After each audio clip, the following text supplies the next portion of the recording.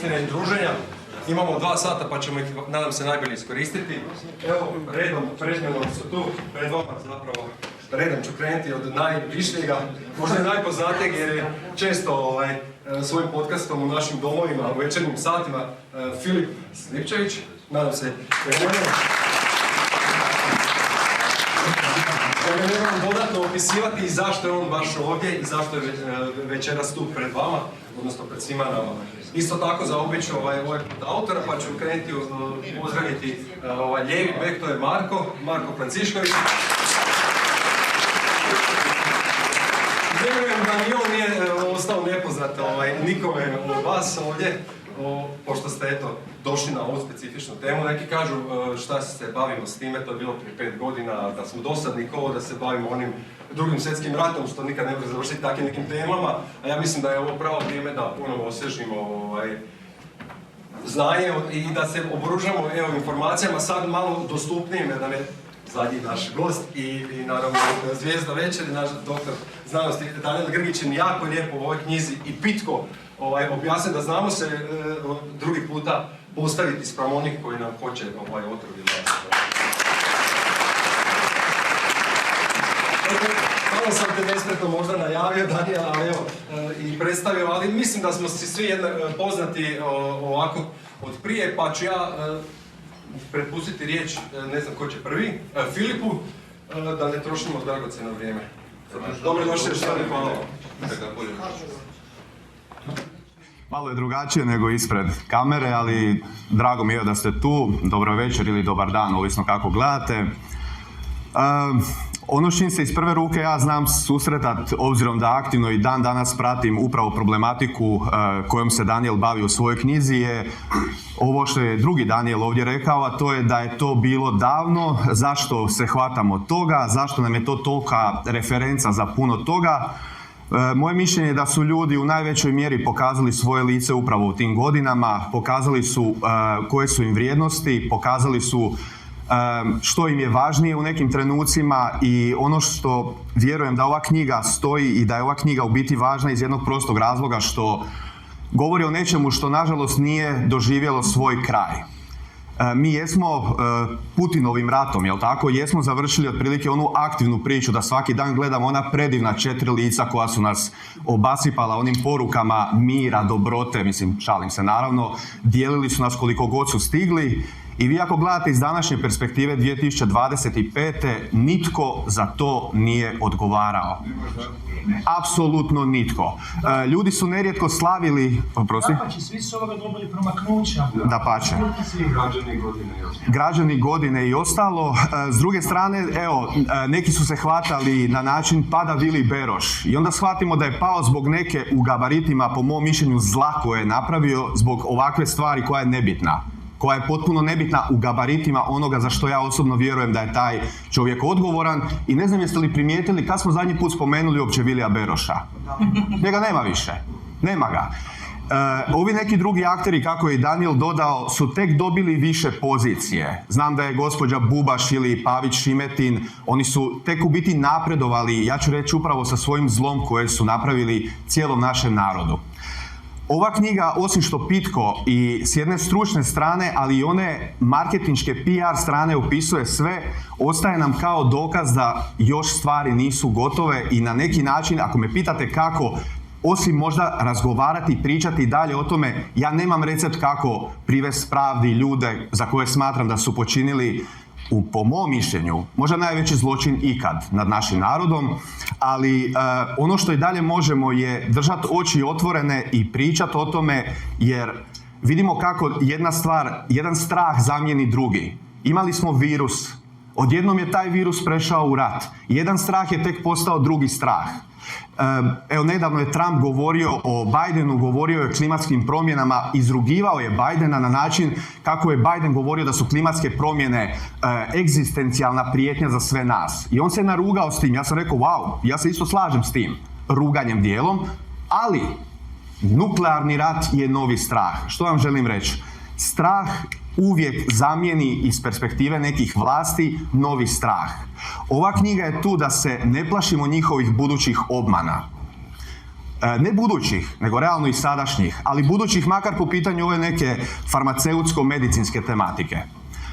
Ja sam zahvalan što Daniel i dan danas, ako odete primjerice na njegov Facebook profil gdje je, ja mislim, izuzetno si aktivan, gotovo svaki dan nešto, i dan danas govori o tome, ne zato što je nostalgičan za vremenima 2020. 2021. i djelomično 2022.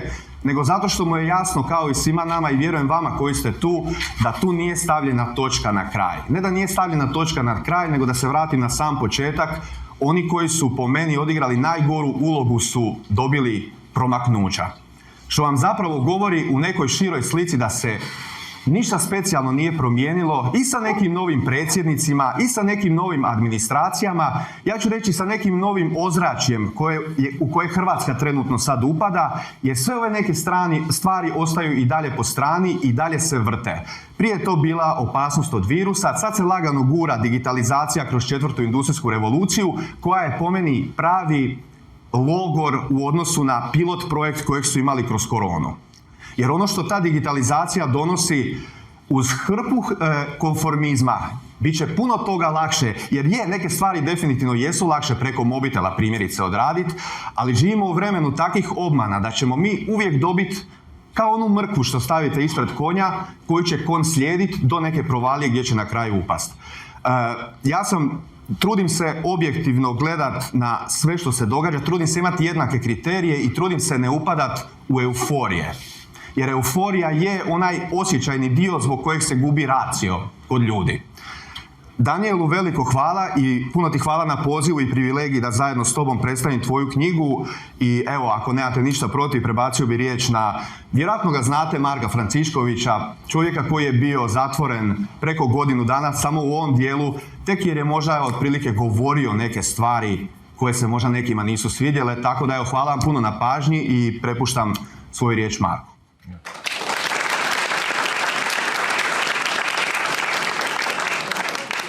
Hvala Filipu, sad ja moram isto stajati jer je on staja da ispadnem ljenčina i stand up.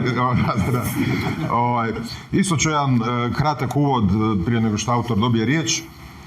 Zašto bi ovu knjigu koju sam pročitao, koju mi je autor donio i poklonio, došao baš na ročište tamo kao javnost, pa onda poslije, tad smo se prvi put i vidjeli, koji mi je dao tu knjigu pa sam je pročitao se vrlo je pitka, u jedan dan se onda čovjek izdvoji vremena, vrlo brzo u jednom danu se pročita i sadrži sve potrebne informacije za onoga koja ima minimalno razumnosti u sebi da može povezati stvari, sve je jasno, znači radi se o jednom zločinačkom poduhvatu, jednim genocidom ne samo nad Hrvatima na prostoru Hrvatske, nego nad cijelim čovječanstvom, iako je primarni cilj bio zapadna civilizacija, bijela rasa, bijeli čovjek, iz jednih drugih razloga koje možemo možda poslije raspravljati. Ovdje je sve kompilirano, znači da ove, kako se kaže, institucije funkcioniraju kako treba. DORH ima ovdje optužnicu, znači to je gotovo, ne trebaju ništa raditi, samo trebaju postupati po ovome. I odgovorne pozvati na odgovornost i procesuirati ih i dati im priliku da se obrane. Ja bih volio vidjeti, recimo ovdje ima puno primjera, što bi ovdje navedeni, što bi oni svoju obranu iznijeli, kako bi, to bi bilo zanimljivo za gledati. Naravno, toga neće biti, ne treba živjeti u toj iluziji, slati nekakve krivične prijave DORH-u kao što se to zna, znači neće oni sami sebe osuđivati, cijeli sustav je zagađen, cijeli sustav je kompromitiran i to možemo vidjeti upravo i kroz ovu pandemiju i kroz razne druge događaje. Ali da se vratim na knjigu. Znači, zašto je vrijednost ove knjige? U prvom redu zato što je tiskana knjiga. Znači, živimo u vrijeme gdje se kroz ovo digitalno i sve digitalizirano, doslovce u realnom vremenu se može sve krivotvoriti. I ono što vi imate i na svojim pohranjenim kompjuterima, diskovima ili što je na cloudovima i tako dalje, sve je to vrlo upitno i podložno jednoj sumnji, da li je to stvarno tako kao što je. Imate primjer, znači Dostojevski je u američkim knjižnicama, tim digitalnim, je već korigiran njegovi takozvani antisemitski momenti kod Dostojevskog, ali ja imam doma u mojoj privatnoj biblioteci još iz onih vremena, to iz vremena lektire, znači kompletnog Dostojevskog sa svim njegovim radovima, koji koji se ne mogu promijeniti. Može neko doći to spaliti te knjige u ništa, puno teže. Zato je vrijednost ove tiskane knjige da je ona u tom fizičkom obliku, materijalnom, i kad se tiska, proširi, ljudi kupe, to tako dalje, koliko god neki režim, neki sustav pokušao to izbrisati, uvijek će u nekom ormaru, u nečoj kući, negdje ta knjiga ostati i to svjedočanstvo vremena će ostati. Ovo što je digitalno je sve dobro, možemo se tu informirati, ali uvijek treba imati jedan odmak, pogotovo ovo kako ta tehnologija napreduje, umjetna inteligencija, vrlo to suptilno i promišljeno krivotvore, čak ciljano, osobno, znači na svakog privatno, zna da se njegov psihološki profil, zna što mu se može podvaliti, zna što i tako dalje. Znači vrlo to ide na jednom čak nezamislivom nivou kako to radi, zato je vrijednost svake tiskanje knjige kao takve izuzetno bitna. Drugi moment, i meni bi trebalo najmanje 20-30 da imam primjeraka knjige, ljudi iz mog rodbinskog, tog nekog socijalnog, neću reći prijatelja ili bivših prijatelja ili takvih nekakvih ljudi koji bi tu knjigu dao, makar znam da ih vjerojatno neće ni pročitati ni otvoriti, ali čisto kad drugi put ih vidim kažem, jesi pročitao knjigu? Nisam, dobro, onda nemamo o čemu razgovarati, idemo dalje. Ne? Da pročita pa da proba nešto osporiti. Da proba nešto osporiti iz tih njihovih autoriteta, idola, takozvanih znanstvenika, takozvane znanosti i tako dalje. Tako da je tu vrijednost te knjige i eto, ako imate, siguran sam da ste isto kao i ja suočeni i svoj obiteljskom i širem socijalnom krugu sam puno njih koji su u tom kultu jedne tog narativa koji se nameće i koji je sve prisutan, da se onda na taj način se može za rođendan, za neke prigodne blagdane pokloniti, evo taj poklon, pa vidjeti možda ako Bog da, možda se dogodi negdje neki klik, možda u 100 njih, možda kroz jednoga to upali, a i to je nešto, to je dobar postotak, ne treba ni tog jednog podcjenjivati, možda taj jedan koji pređe s te tamne strane na ovu svjetlu, možda bude presudan za pobjedu. Znači, ne treba podcjenjivati nikoga, niti nečiji doseg, neko ima veći doseg, neko ima manji, ali svako se treba potruditi u svom tom nekom dijelu, svojim mogućnostima napraviti najbolje što može. Tako da evo, tu preporučujem tu knjigu da se kupi, da se uzme i da se dijeli okolo, ne isključivo i ovoj, kako se reklo, protivničkoj strani ili hipnotiziranoj, omađiranoj strani, nego i ovoj, kako se reklo, našoj strani, da se čovjek može kroz sadržaj učvrstiti u nekim znanjima, dodati još neke nove detalje za samog sebe da bude još sigurniji, jer ovaj sustav i ove informacije žele što više čovjeka demoralizirati, dovesti ga u sumnju da li je on normalan, pa da sam sebe propituje da li sam ja na pravom tragu kad je cijeli svijet ovako, kad je većina takva kakva je, ne.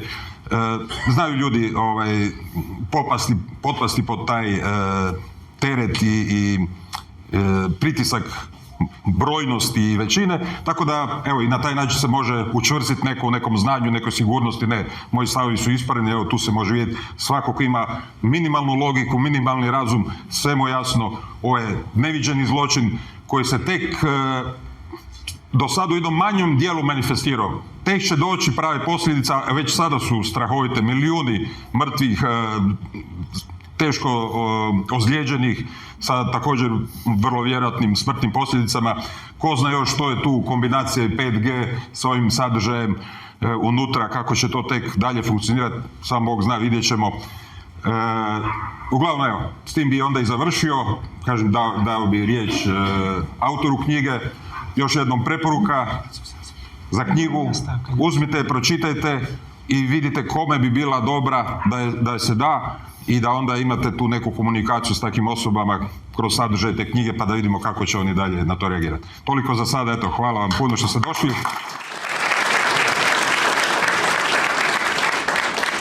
Hvala mojim gostima. Moram reći da sam iznenađen njihovim nastupima. A isto tako sam iznenađen brojnošću publike. Hvala vam svima što ste izdvojili vrijeme svoje koje ste mogli provesti sa obitelji, sa hobima, sa poslovima i došli na predstavljanje moje knjige. Ako me možda ne čujete iza, slobodno recite pa ću ja probat ću biti još glasniji. Ono što je, smatram, da je jako važno, ne samo zbog ove pandemije, nego i zbog sljedećih, su dva pitanja koja su u ovoj pandemiji prošli kao da nisu važna. Znači, dvije presudne teme kod bilo koje pandemije su koji su kanali širenja te bolesti, jer ako znaš kanale širenja možeš ih zaustaviti. I drugo, što je uzrok te bolesti, jer kad znaš uzrok bolesti onda možeš liječiti. I to je za svaku pandemiju važno, a još dvije teme koje bih htio, koje su specifično vezane za koronu, je što je uzrok povećane smrtnosti, jer ipak ne možemo negirati. Bilo je višak smrtnosti u 2020. i 2021. godini. I za kraj, zadnja tema koja su specifična za koronu, je li se uopće u 2020. pojavila nova brzo šireća smrtonosna virusna bolest? Pa ću tako krenuti sa prvom temom. Znači, koji su kanali prijenosa bolesti COVID-19? I onda, ja sam recimo ostao zapanjen, ovo je jedan znanstveni rad iz 2020. godine. Znači, taj znanstveni rad iz 2020. godine govori o nekakvim nejasnoćama kod širenja gripe koja sprečava kontrolu te gripe. Sad ja mislim, po kakve nejasnoće, brate mili, svi znaju sve o gripi, doktor zna kad je gripa, moraš se cijepiti, to je to. Šta sad znanstveni rad u 2020. govori da ima nekakvih nejasnoća u vezi širenja gripe? Sigurno da se mora cijepiti. Ma ništa se ne mora, samo se umret mora. Ali znači znanstveni rad u 2020. kaže nekakve nejasnoće, a vi kod doktora nikakvih nejasnoća, samo znate recept, cijepi se protiv gripe i to je to.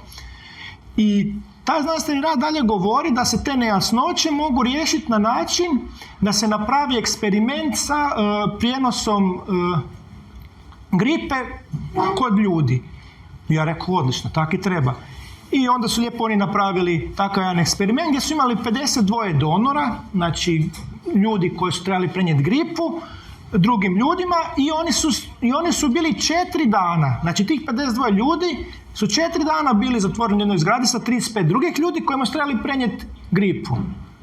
I nakon 4 dana samo jedan, nije obolio, nego samo jedan od tih 35 je imao antitijela na taj virus. Sad čekaj malo, znači ti si meni u koroni rekao ja ne mogu ići u trgovinu, ne mogu ići javnim prijevozom, kao da se gripa širi hop, sekunda i neko je bolestan. Ovdje su ljudi 4 dana bili i to među 52 po njihovim kriterijima zaraznih ljudi su bili 35 ljudi, samo jedan nije bio bolestan, nego je dobio antitijela nakon tog vremena.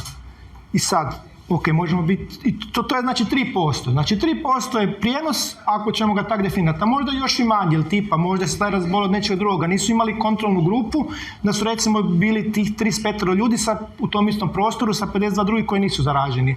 Ali dobro, ajmo čak i priznati da je to tih 3% da se širi, ali taj i dalje nije bio bolestan, nego samo ima antitijela. I to je rad iz 2020. Ali mi već 100 godina znamo da ne znamo kako se širi gripa.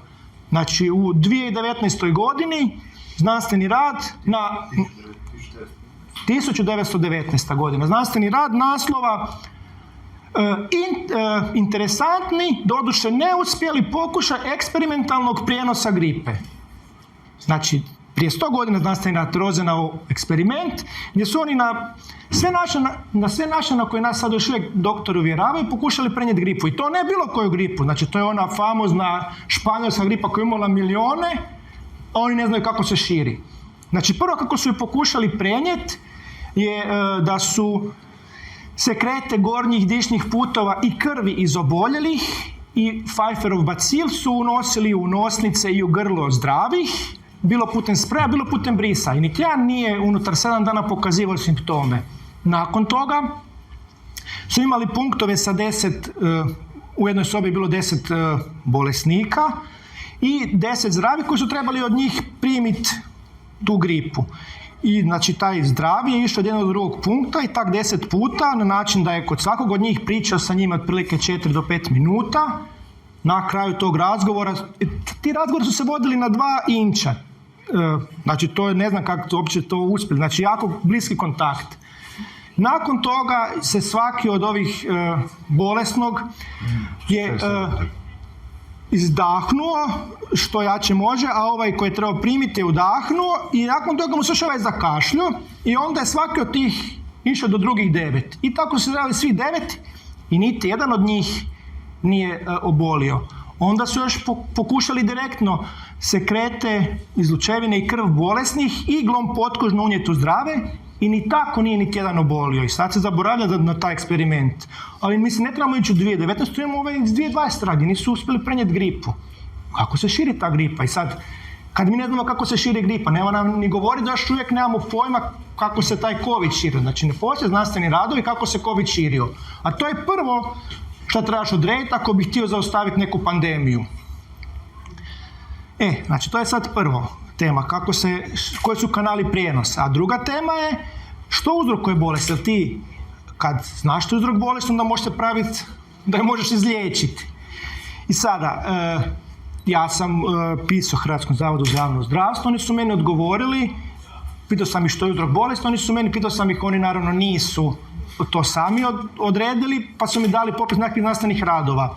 Ali već to mi je svakom bi trebala biti golema crvena lampica, čekaj malo. Vi kažete da sve radite po znanstvenim principima. Znanost je vrlo jednostavna. Neko je napravio nekakav eksperiment, napisao znanstveni rad, u tom znanstvenom radu je detaljno napisano kako se taj eksperiment može ponoviti. Pa zašto vi iz Hrvatskog zavoda za javno zdravstvo niste ponovili te eksperimente i vidjeli da li je to uzrok bolesti? Znači, to nisu napravili. A milijarde su trošili na svakakve gluposti. Ali dobro, ajmo reći da ćemo preći prek toga i onda sam išao gledati te znanstvene radove i niti jednom od njih nije dokazano što uzrokuje tu bolest. I sad, mi možete ići po znanstvenim radovima i to sam u knjizi tak napravio, ali sad ću ja probati vas uvjeriti. Ako želite znanstveni dokaz, morate znanstveni radove, ali ću vas probati uvjeriti na neka druga dva načina da ne znamo što je uzrok bolesti. Naime, ne znam da li se sjećate, ali navodno taj COVID je ubio, milijone ljudi, cijeli svijet stavio u paralizu i kako se zove genijalac koji je otkrio uzrok bolesti? Znači, kako ne znam kako se on zove? Znači, ako se sjećate 2020. na parlamentarnim izborima, Beroš je dobio najviše, ovaj ludi narod mu dao najviše preferencijalnih glasova. I šta bi onda bilo s ovim koji je otkrio uzrok bolesti da stavio tu pandemiju? Pa proglasili bi ga svecem, on bi dobio ne jednu, ne iz medicine, nego bi sve Nobelove nagrade dobio. Kako mi ne znamo ko je otkrio što uzrokuje tu bolest? A 2020. je prestala smrti od te bolesti. Valjda moramo otkriti što je uzrok bolesti da možemo sprječavati te smrti.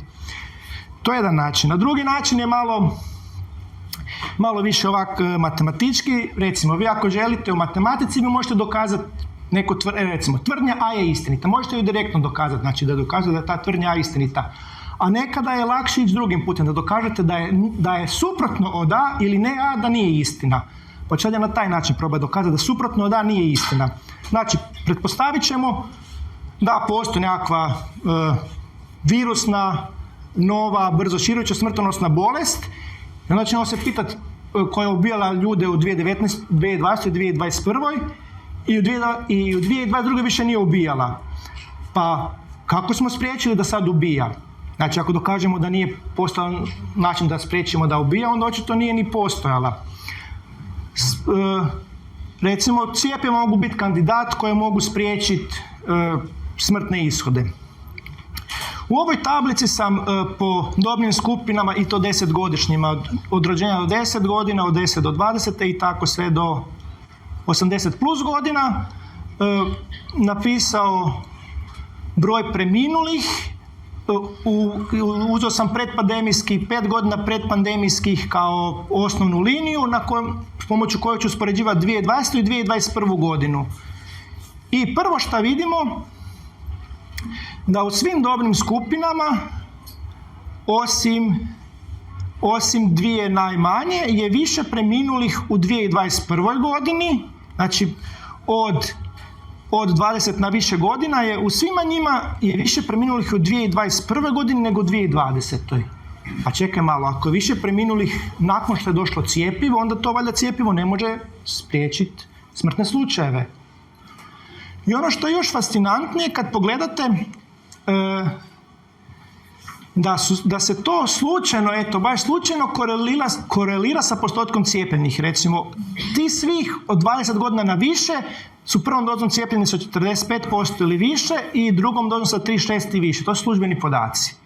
A ovi koji jedine dvije grupe koje imaju manje preminulih od 2021. su ove koje su najmanje cijepljene, od 0 do 10 godina koje je samo 0,2% i od 10 do 20 koje je 15%. Naravno, to je slučajnost. Da ti baš te koje... A kada bi cjepivo djelovalo, bi trebalo biti upravo suprotno, jel da? Ako cjepivo djeluje, one dobne grupe koje su primile najviše cjepiva, ti bi trebali imati manje preminulih nego dobne grupe koje nisu primile. Ovdje je upravo suprotno. Znači, vidimo da cjepivo ne može zaustaviti smrt od tog covida. Postoji drugi način još. Cjepivo, ako nema cjepivo, možda može ali to, recimo, za to ste trebali protek vremena. Trebali ste da vam prođe 2021. godina da možete to zaključiti. No, međutim, to se znalo i prije, čak i prije nego što su cjepiva došla na tržište. Ovo vam je rezultat kliničkog istraživanja od Pfizera. Znači, to je dvostruko prikrivena nasumični klinički eksperiment. I to je top ako želite ako želite dokazati koji je učinak nekog lijeka ili cjepiva.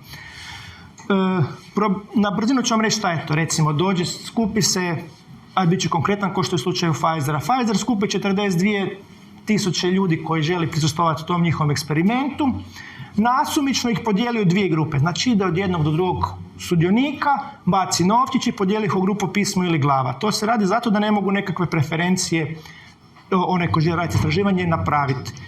I onda te dvije grupe idu kod liječnika koji isto tako ne zna, a tom liječniku istraživač da 2 seta i kaže ove administriraj grupi A, ovo grupi pisma, ovo grupi glava. I sad, znači niti liječnik, niti ispitanici ne znaju da li su dobili placebo ili su dobili cjepivo. Onaj ko to zna je istraživač i on jednostavno gleda rezultate koje doktor piše nakon godinu, 2, 3, 5, jednostavno piše šta mu ispitanici govore i on ocjenjuje uspješnost ili neuspješnost ili sigurno i efikasno određuje da li nešto sigurno i efikasno. I u takvom kliničkom istraživanju od Pfizera ono je trajalo samo 2 mjeseca, nakon 2 mjeseca su ga prekinuli. Unutar ta 2 mjeseca je više preminulih bilo u grupi koja je primila cjepivo nego u grupi koja je primila placebo. Uprkos tome što su u grupi koja je primila placebo ubrojali recimo i nestale. Mislim, zašto ćeš nestalu osobu ubrojiti u mrtve? To se ne radi. I kod jednog su kao uzrok smrti napisali death. Znači, uzrok smrti je smrt. Možda je poginuo automobilska nesreća, nemam pojma. Znači, usprkos tome, još uvijek je više preminulih bilo u grupi koja je primila cjepivo. I ono što je još jako značajno, recimo, u taj grupi koja je primila cjepivo je 4 puta više preminulo od srčanog zastoja. I to vam je rezultat koji je bio, mislim da na staru godinu 2020. Znači, prije nego što se, nakon što se baš tad se krenulo cijepljenje Hrvatskoj. Znači, kad se kreće cijepiti u Hrvatskoj, već se zna da je više preminulih u grupi koja primi cjepivo i da je 4 puta više srčanih zastoja. Ali o tome niko ne govori. I sada mislim da možemo zaključiti a dosput kažem i ovo, znači to je prvi put, niti jedno pedijatrijsko cjepivo nije njegova sigurnost i efikasnost određena sa dvostruko prikrivenom nasumičnim eksperimentom. Ovo je prvi put da su udruge u Americi natjerale proizvođača da mora napraviti takvo istraživanje i takvo istraživanje je proizvođač nakon 2 mjeseca prekinuo. I znači pomoću toga zaključujemo da cjepivo ne može smanjiti broj preminulih. Idemo vidjeti da li može možda nekakav lijek. Đikić, njega ćemo staviti, ajde poslije toga ćemo Đikića, on jako puno toga radi. Moderna tehnologija. Znači, u sredu, ja sam jednostavno izvadio podatke o broju preminulih po mjesecima za 9 predpandemijskih godina i u ovom stupcu sam napisao taj prosjek. I taj prosjek sam uspoređivao sa 2020. godinom kad je izbila strašna epidemija, kad su, mrtve vozili kamioni od vojske. No međutim, u Hrvatskoj je u prvih 8 mjeseci 2020. 1200 manje preminulih. Znači, od 3. mjeseca vlada nekakva epidemija, pandemija, znači 6 mjeseci traje pandemija, to su službeni podaci, a mi imamo 1200 manje preminulih. Znači, mi možemo slaviti, imamo savršen način liječenja tad. No, međutim, onda se dogodi nekakva promjena i onda u samo 4 zadnja mjeseca 2020. mi imamo 5000 viška mrtvih. Znači, to vam je, u 4 mjeseca mi imamo koliko premine u jednom mjesecu. Ili recimo, samo u zadnjem mjesecu mi imamo 3000 više preminulih u mjesec dana nego šta je prosjek. Ono, šta su ti ljudi radili? Ajmo vidjeti šta su radili. Znači, baš 31.8., baš do datuma do kad mi imamo manje preminulih, opet naravno to je slučajno, sve je slučajno, izlazi nadopuna preporuke za kliničko zbrinjavanje pacijenata s COVID-19. Do 31.8., znači evo 24.4. je ta preporuka bilo da se pacijenti zbrinjavaju sa hidroksiklorokinom, klorokin fosfatom, lopinavir i tonavirom. No međutim, 31.8. izlazi rečenica koja kaže ne preporučujemo liječenje hidroksiklorokinom, klorokin fosfatom, lopinavinom i ritonavirom. I pod točkom 5, ukoliko je dostupno, preporučujemo primjenu remdesivira u hospitaliziranih. I sad, ja si postavim 2 pitanja. Znači, vlada strašna pandemija po njihovom, a mi imamo 1200 manje preminulih. Prvo, pa mi imamo savršeno liječenje. Zašto mi imamo taj protokol ako vlada strašna pandemija? Ne znam, u Italiji voze, vojska odvozi mrtve u kamionima. Znači, mi imamo savršeno liječenje. Zašto mijenjamo? I onda drugo pitanje, nakon što smo promijenili ovoga liječenje, da li su ti naši vrli stručnjaci napravili usporedbu preživljavanja sa jednim i drugim protokolom? Ali, ako očito vidimo da nemamo, znači da niti sa terapijom ne možemo smanjiti broj preminulih. I onda je, šta? Preostaje nam još Đikić, jel da?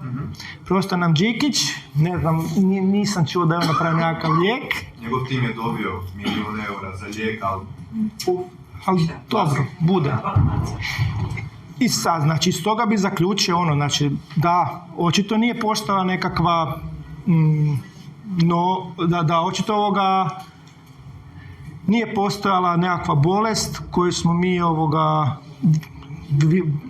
virusna, smrtonosna, brzo šireća, jer nismo ju, znači, prestali su smrti u 2020. a mi ne znamo kako su prestale, znači, virus se i dalje širi.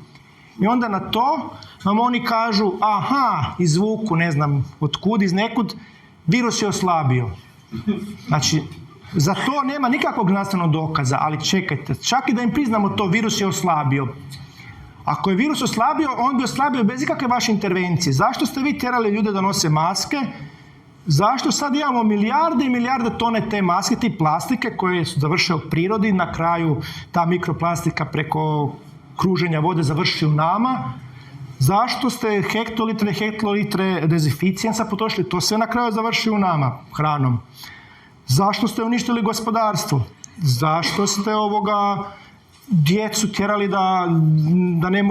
da ne mogu biti sa svojim vršnjacima i sad psihička oboljanja ćemo se praviti da ne znamo do čega su došli? Ali na to pitanje onda nemaju odgovora, ali čak i to da je virus oslabio nema apsolutno nikakvog podloga u znanosti. Pokažu znanstvene radove otkud oni izvlače te zaključke. I sada gotova ta tema, pa bi prešao na drugu temu. Znači, tema, oni onda nas pitaju, pa dobro, bilo je višak smrtnosti, otkud taj višak smrtnosti? I sada ću opet na grafima probati odgonetnuti otkud taj višak smrtnosti. Znači, na ovom grafu je prikazano kumulativni broj preminulih po tjednima znači imamo prvo osnovnu liniju koju sam uzeo predpandemijski prosjek i onda 2020, 2021, 2022, 2023 za dobnu grupu od 40 do 49 godina. I znači ovim crnim točkama je rađen predpandemijski prosjek. Crvenim križićima je dana 2020. godina i sad ono što možemo vidjeti je da u 2020. godini dobna grupa od 40 do 50 godina ima manje preminulih. Znači došla nova bolest, ta grupa ima manje preminulih. I u 2021. ta grupa ima manje preminulih do ajmo uzeti ovo, znači uzet ću da mogu uspoređivati kasnije, znači uzet ću prvi put kad se jasno u potpunosti razlikuje zeleni križić koji je 2021. godina od crnog kruga koji je predpandemijski prosjek. Znači to je negdje tek u 30. tjednu dobna grupa od 2021. od 40 do 50 godina krene imati višak smrtnosti. Pa zašto imate višak smrtnosti, brate mili? Tad imate remdesivir, savršen lijek, imate cjepivo i zašto baš tad kreće povećana smrtnost? Drugi graf je takav isti, samo za stare od 80 godina. Znači, kod njih isto vidimo da u 2020. godini nije bilo višak smrtnosti sve do zadnjih, pa recimo da je to 47. tjedan. Znači, upravo ona zadnja 3 mjeseca kad je bio promjena u protokolu liječenja i kada imamo u 4 mjeseca 5000 više mrtvih. Znači, dođe spasonosni lijek, smrtnost se poveća. Nakon toga, opet gledajte, 2021. godina, dođe spasonosno cjepivo i opet se smrtnost poveća. Pa zašto se smrtnost povećava ako imamo i spasonosno cjepivo i spasonosni lijek? Pogledajte ovo što je zanimljivo. U 2021. godini oni kreću imati već, prije 20. tjedna kreću imati, se razlikuje, potpunosti se vidi ovaj zeleni križić, što je 2021. godina, od ovog crnog. Znači oni recimo 18. tjedan krenu imati višak smrtnosti u 2021. a dobna grupa od 40 do 49 godina krene imati, šta smo rekli, 30. Ako je to virusna bolest, onda bi oni trebali u istom vremenu krenuti imati višak smrtnosti. Osim ako je nešto drugo posrijedi. Prisjetite se da su prvo cijepili najstarije, pa su onda spuštali prag grupe koje će cijepiti. Mislim, to se naravno opet slučajno, to sve je slučajno kod njih. Jer slučajno se pogodilo da opet ovi najstariji su u 2021. godini prije krenuli imati višak smrtnosti nego ovi od 40 do 50 godina. Znači, iz toga višak smrtnosti bi se trebao ispitati da li je zbog viška smrtnosti u 2020. uzrok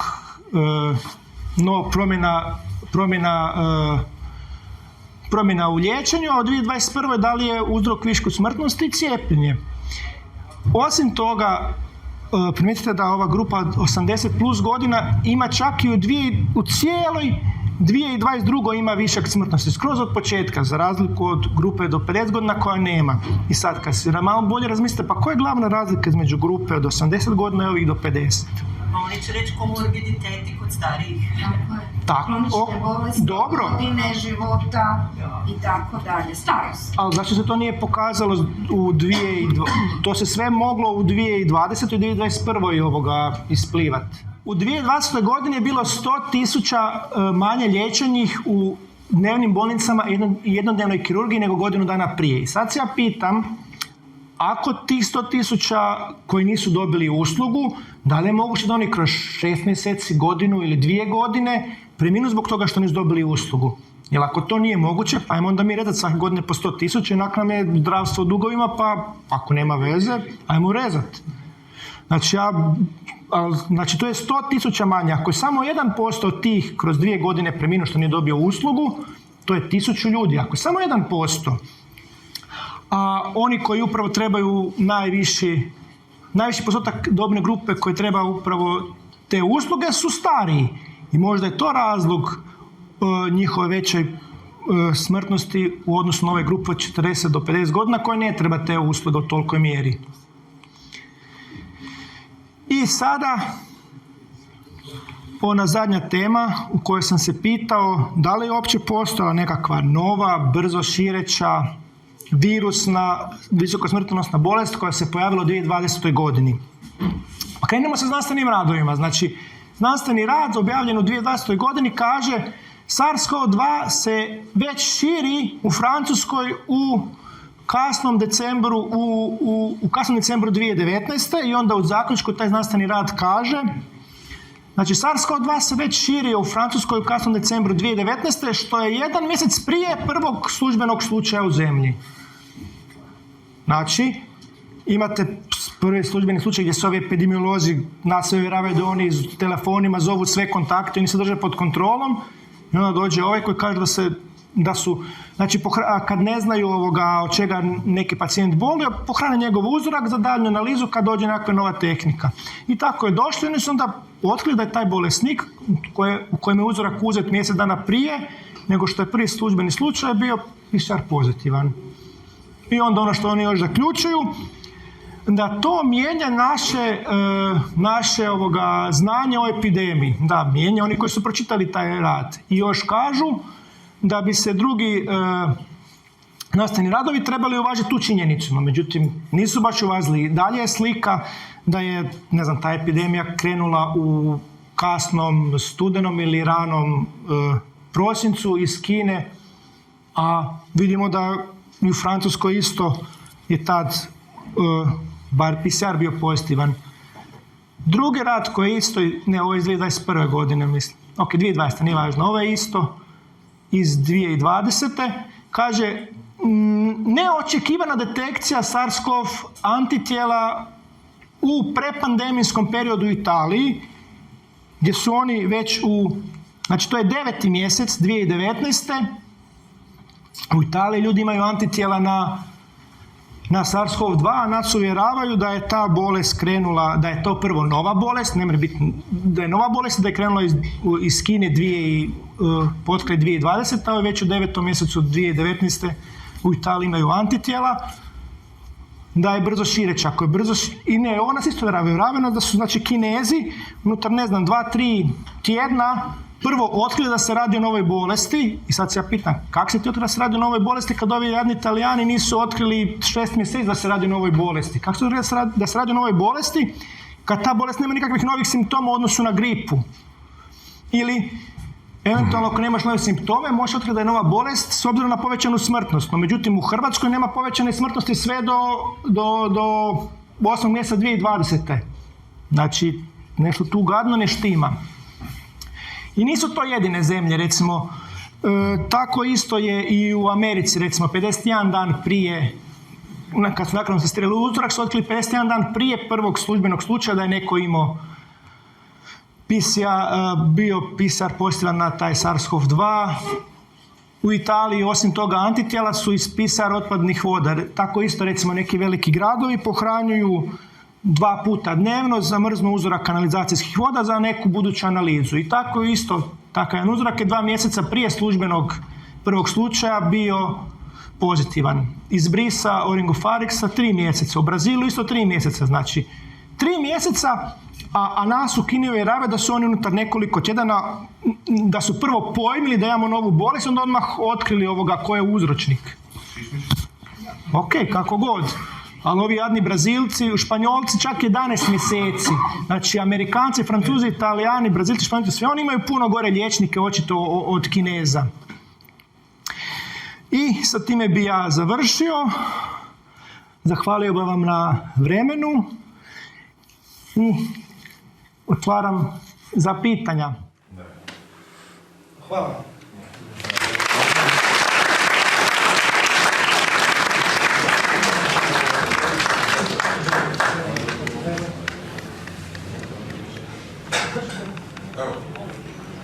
Niste se dotakli uopće pouzdanosti i što to detektira taj zlatni standard PCR?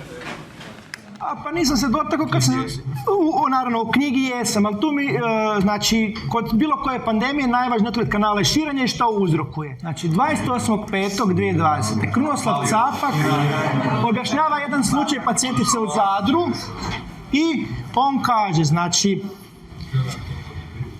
pacijentica iz Zadra nije zarazna niti aktivno bolesna, nego je riječ bla bla bla. Znači, ima slučaj pacijenta koji je 60 dana...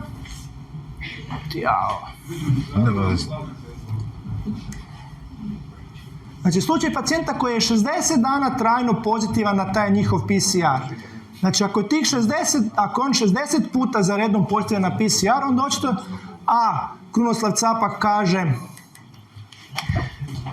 znači, mi imamo slučajeve pacijenata koji su 60 dana, dakle 2 mjeseca trajno pozitivni, što se očito događa kod ove pacijentice koja nije zarazna niti aktivno bolesna. Pa čekaj malo, ako ti imaš 60 dana da ti kontinuirano radiš taj PCR i ti sad, i on je pozitivan i dođe capak i kaže da ona nije aktivno zarazna niti bolesna, pa ono što taj test je potpuno beskoristan. I to mi je od 28.5.2020. Znači odmah rano u pandemiji se to znalo. I sad, mogu na daleko prije šta on radi, ali znači ovom autoriteti crno na bijelo kažu da taj PCR test ne mjeri niti da je neko zarazan, niti aktivno bolestan. Odlično, znači potpuno, ne znam isto ovo, znači ja gledam članke od znači tu afričku svinjsku kugu, navodno ju prenose divlje svinje i kod divljih svinja je malo manje smrtnost nego kod domaćih. I ja gledam članke od 2023. godini gdje se ljudi žale da imaju sve više i više divljih svinja i imaju više štete na usjevima nego prijašnjih godina. Pa čekaj malo, ako afričku svinjsku kugu prenose divlje svinje, pa onda su one očito trebale imati manji broj, a ne veće da rade više štetu nego godinu prije. Znači, istu priču su prodali, znači, tu afričku znači, tu afričku svinjsku kugu su isto navodno sa tim PCR testom otkrivali ili nisu nikako. Čak su došli ljudima, rekli su im evo ti potpiši, mi ćemo tebi dati, znači oni su dobili gotovo tržišnu cijenu da maknu svinje, ali isti su, znači ništa nisu, upravo to, znači ništa nismo naučili iz korone i PCR obmane, opet su tu, znači 2 godine nakon toga, 2022. su opet ponovili istu priču sa afričkom svinjskom kugom i PCR testom. Ma je ptičja gripa i svinjska su ono... Ali ako se smijem ubaciti, pa sami izumite tog u biti procesa koji je umro zanimljivo 2019.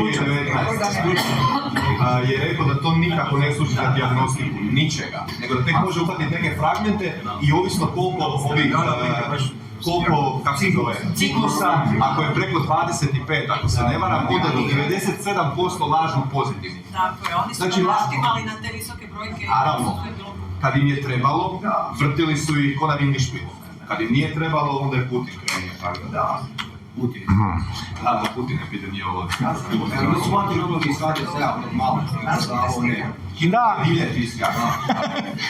jednako korisni koji i ovi originalni. Potpuno beskorisni jedni i drugi. Trebam ići na pluća, spirometriju raditi. Ja moram doneti važeći COVID. Tako je. Znači, još uvijek u bolnicama u Hrvatskoj zahtijevaju PCR test u 2025. godini. To vam je poruka opet za sve ove koji će reći. Znači, ništa nismo iz korone naučili. Znači, još uvijek, onda, znači, pacijenti čekaju godinu, 2, 3, 5 na pretragu, napokon dođu u bolnicu, onda vam kaže trebate COVID test. I onda ako si ti se možeš snaći, ako si rabijatan, ti ćeš njima reći, odite, ja ću to napraviti bez COVID, ali ako nisi, obično bolnicu dolaze bolesni ljudi, baš im se ne da to. I onda im kaže, dobro, odite zašto van iz bolnice, odite tu u prvu zgradu, a to slučajno drži ovoga prijatelja od ravnatelja bolnice koji će vam provati PCR test. Znači, u 2025. još uvijek bolnice zahtijevaju PCR test ako se ne znaš postaviti.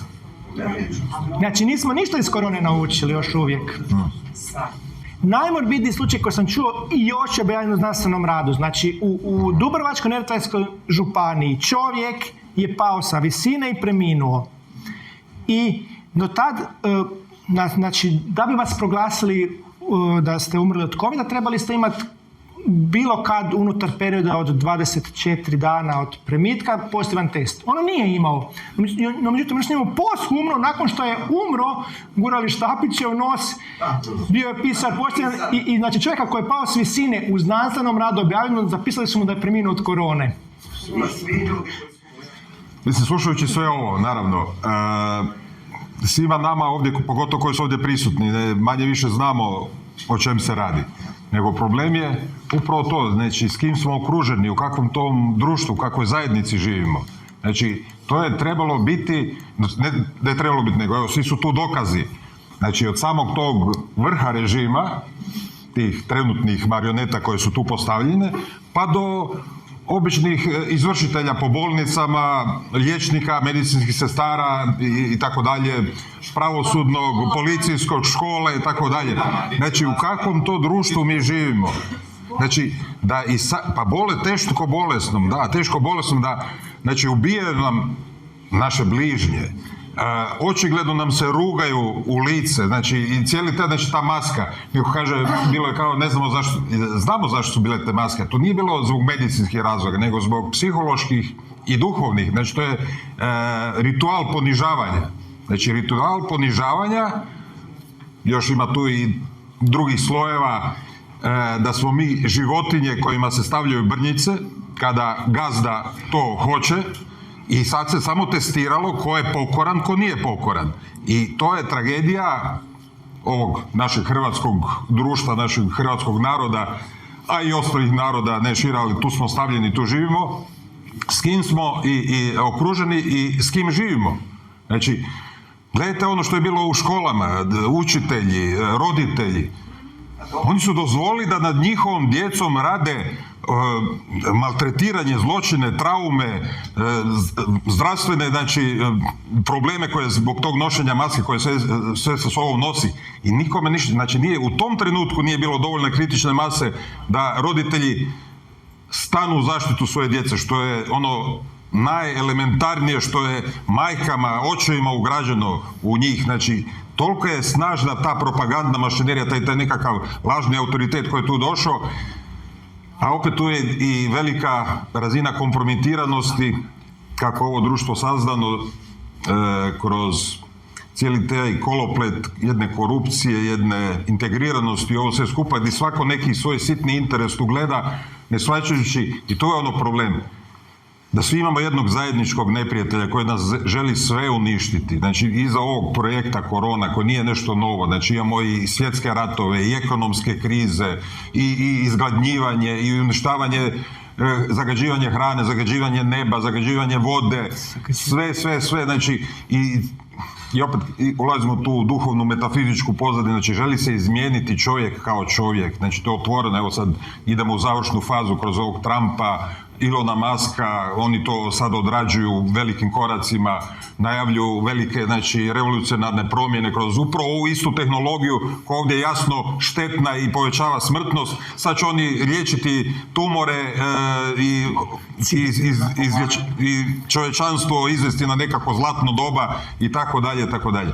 Znači, tu je taj problem, znači, unutar nas samih kao ovog naroda, da možemo to dozvoliti da nam to rade, i da tako pokorno ljudi na to pristaju. To je ponižavajuće. U prvom redu ponižavajuće gledam to kao, kako bih rekao, za muškarce koji bi trebali biti prvim redovima da štite žene, djecu i tako dalje, kao jedni borci, kao jedni ratnici koji će stati, koji su posjednici razuma i shvatiti, pa neću dozvoliti da se ovo radi. Znači, meni je tu zadatak nekakva i funkcija da budem zaštitnik.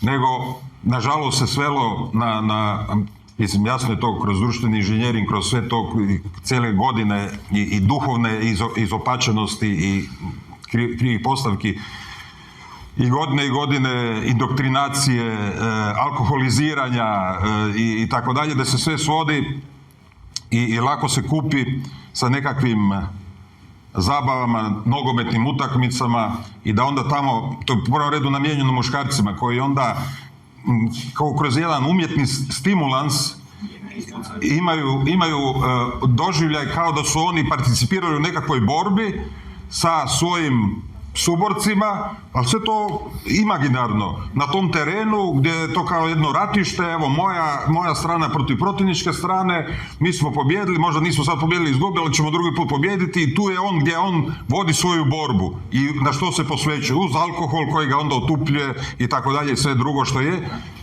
I onda kad treba za pravu borbu, za svoju djecu, za svoje bližnje, krenuti, on nema taj osjećaj, nema tu potrebu, jer je fokusiran na nešto sasvim drugo. I iz generacije, i mladići se u to guraju, pa i kroz razne popularne pjevače i koncerte, gdje se isto želi nekakva iluzija borbenosti, neka iluzija opstanka Hrvatske, Hrvata. Evo, dok smo se vozili tu iz Zagreba prema Osijeku, eto, pričamo, razgovaramo o svakakvim temama, znači, sam isto rekao, to je činjenica, znači mi kao Hrvati, kao narod, to je matematično, svaki demograf koji je minimalno stručan, i osposobljen, može jasno znati mi smo kao narod mrtvi, demografski smo mrtvi. Ja dok sam bio u zatvoru te godinu i nešto, izišao sam van, Zagreb se promijenio. I Osijek se promijenio. To je bio dio tog ovoga. To je to projekt. Nije to projekt samo taj COVID, te nekakva zarada na maskama, zarada na cijepima. To su samo usputne, to je niža kategorija tih operatora ovog procesa. Oni na najvišim instancama, oni stvaraju novac, njima novac nije potreban, oni imaju sve. Znači to je sasvim jedan drugi proces uništenja cijelih naroda, uništenja čovječanstva kao čovječanstva. Da nas promijene naš genetski kod koji nam je Bog dao. I to je ta teška situacija u kojoj jesmo, ali opet i taj moj primjer, neću sad puno razlačiti, meni samo daje primjer i dokaz. Znači ja, evo ko me zna privatno, zna me i Danijel, nemam nikakvu ni financijsku moć, niti nekakvu organizacijsku moć da imam nekakvu, ne znam, bilo kakvu skupinu nekakvih sljedbenika ili nešto organizirano, znači ništa, nemam nikakvu tu svjetovnu moć, nemam apsolutno nikakvu, u odnosu pogotovo na cijeli ovaj sustav, na sve ovo skupa. A mene, evo i moju suprugu i našu malu dječicu, mi smo njima opasni, mi smo njima teroristi koji su se preplašili.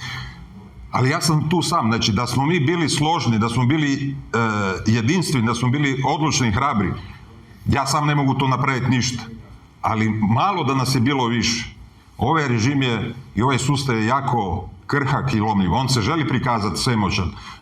Moje mišljenje da čak i dio te psihološkog rata, te propagande što oni daju, svi ovi koji prate te conspiracy theories, te teorije zavjere, razne ne dokumentarce ili analize, onda možete vidjeti, onda su ljudi fascinirani, tipa, ne znam, Simpsoni su predvidjeli ovo, ne znam, u Matrixu, onaj na putovnici, onaj ima datum rođenja 11.9. i tak dalje. To su po meni te jedne podvale da su u psihologiju svih nas ugradi, da su te strukture zla praktički božanstva koji sve točno ide po njihovom planu kako oni hoće, evo do zadnjih detalja vidite, znaju ovo, znaju ono, da bi se mi njima dali impresionirati i da bi jednostavno izgubili motivaciju i osjećaj i da bi mislili da su oni svemoćni i neuništivi. A kažem, moje iskustvo upravo tu pokazuje suprotno. Ako su oni mene jednog takvog slabog u tom svjetovnom smislu, svjetovne moći, nemam nikakve, znači kažem, nikakve funkcije, ništa, strahovito su se bojali. Dok sam ja bio u zatvoru tamo u Remetincu, kad su bili oni prosvjedi gdje se okupilo možda koliko, 500-tinjak ljudi, pa i manje. Iznutra, znači, eto, pravosudna policija, onaj sustav, oni su bili u stanju strahovite napetosti i zabrinutosti od nekih 500-tinjak maksimalno ljudi. Znači, jer su se tresli iz vrha, znači ovi, im bilo je tamo dosta meni sklonih tih policajaca i tako koji su mi jako potiho ovako sa strane davali podršku, pa čak i neke informacije ovo ono. I kad sastaviš tu sliku, vidiš da je strahovito iz samog državnog vrha bila strahovita zabrinutost za njihovu poziciju i za njihovo ovo, da li će se to dalje nešto razviti ili ne, i onda su odahnuli kad su vidjeli ništa od toga neće biti, rasplinulo se, eto, uspjelo, tak dalje.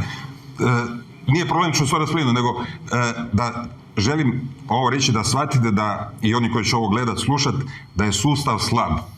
Sustav je slab i cijeli ovaj svjetski poredak je slab, jer baziran je na laži, na neistinama, i oni se moraju truditi sa svim svojim institucijama, sa svim svojim, sve što imaju, apsolutno imaju sve, novac, medije, sve države su njihove, evo to je isto jedan taj COVID. Morao je svakome skinuti svaku masku, nema alternative, niti je Kina alternativa, niti je Rusija, niti Putin, niti je Iran, niti je ne znam ko Turska, kogod hoćeš uhvatiti, nema alternative. Znači, svi su te u jednom projektu na toj hiperstrateškoj razini stvaranja drugačijeg čovjeka, protubožjeg poretka i tako dalje. Ali su oni slabi. Slabi su i boje se istine i zato, evo, želim ovo reći da vas ohrabrim. Evo, ima nas ovdje malo, relativno u odnosu na cijeli Osijek, da je ovo normalna situacija, mi bi ovo na stadionu, ne bi išli gledati ljudi nogomet, nego bi stadion bio pretrpan i tražila bi se odgovornost i da se to dogodi, vjerujte, opet poznavajući sustav iznutra, jer sam bio dio tog sustava, odnosno kao mladić u policiji tamo i tako dalje, znam kako to ide i kakvi su to ljudi, koji profili unutra. Kad bi se to ozbiljno tako promijenilo u ovom narodu da se to do jedne kritične razine podigne, oni bi, znači, prvi počeli jedni druge izdavati i prokazivati da bi spasili vlastitu kožu. Samo bi ovaj, ne znam, capak bi ubirao prstom na ovoga, ovaj bi na ovoga, samo bi, vidjeli bi kako bi to jedna lančana reakcija, kao jedna nuklearna eksplozija, bilo međusobnih optuživanja i rasvali bi se svi oni skupa. Ali oni funkcioniraju i obitavaju cijeli ovaj svjetski sustav na našoj slabosti, na našoj nevjeri, što nismo dovoljno, nemamo vjere u vlastite mogućnosti i vlastitu snagu i vlastitu poziciju u ovom svijetu koju nam je Bog dao. Znači, žele nas uvjeriti, mi smo jedna mala prašina u univerzumu, slučajno ovdje nastala, nebitni smo i tako dalje. Ne, mi smo Božji, znači, namjesnici na ovoj zemlji. Nama je Bog, stvoritelj, dao ovu zemlju, stvorio sve za nas. I nas je postavio kao Božje da mi budemo upravitelji u njegovo ime nad ovim. I naravno dao nam je propise kako to treba raditi. I mi smo tu odmah na toj hijerarhiji cijelog univerzuma stvorenog, mi smo praktički odmah na prvom mjestu iza stvoritelja, po ovome kako znamo sada. Znači, mi smo iznad anđela. Znači, anđeli su samo, ili meleci, oni samo dobivaju u toj teološkoj objašnjenju. Znači, oni su kao neka umjetna inteligencija, kao roboti koji izvršavaju božanske zapovjedi. Samo mi imamo tu slobodu reći ne i raditi zlo, svjesno. Ali imamo i slobodu raditi dobro. I tu je naša snaga. I kažem, usprkos ove malenosti i relativno malobrojnosti, nemojte da vas to obeshrabri, nemojte da vas obeshrabri to što će ovi zločinci dalje tu obitavati i raditi i slaviti se sve skupa. Ustrajte uporno u ovome, oni su slabi, bit će teško, kao što sam rekao u onom govoru na trgu, čeka nas još dugo godina, teškog muka cijelog čovječanstva. Ništa neće ići na bolje, samo će biti još teže. To treba se izgraditi, izdržati, neki neće to doživjeti, ali definitivno na kraju tog procesa ovaj sustav je neodrživ i on će se urušiti unutar samog sebe svojim težinom svojih zlodjela i svoje te pokvarenosti. Znači, oni ne mogu ni unutar sebe funkcionirati. Jer pa ću dovršiti, i Plenković i Milanović su njihovi igrači. Ali oni se iskreno mrze jedan drugog, ljubomorni su, ovaj želi biti ljepši od ovoga, pametniji, nešto zaslužniji i tako dalje.